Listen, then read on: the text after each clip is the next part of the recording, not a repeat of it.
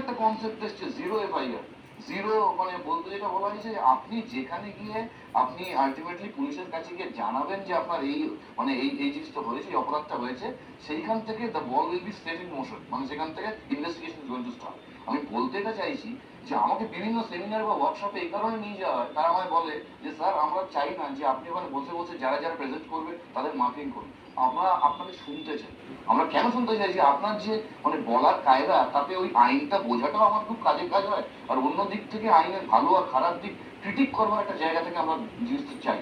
এবং এই অ্যানালিসিসটা কিন্তু লেখার মধ্যেও আছে, মানে রিসার্চ এমন একটা জায়গা না যে যেখানে আমাদের আগে ধারণা ছিল যে রিসার্চ কারা করে, মানে সায়েন্টিস্টরা করে, তারা একটা বিজ্ঞানের মাধ্যমে নতুন কিছু আনছে। ল কিন্তু একটা খুব সিরিয়াস জায়গা রিসার্চে। মানে আরো যেটা বলতে পারি যে রিসার্চে কোনো শেষ নেই, শেষ নেই। মানে আমি আমাদের শেষ করতে এখন দেরি আছে, আমাদের এখানে বিরতির সময় হয়ে গেছে।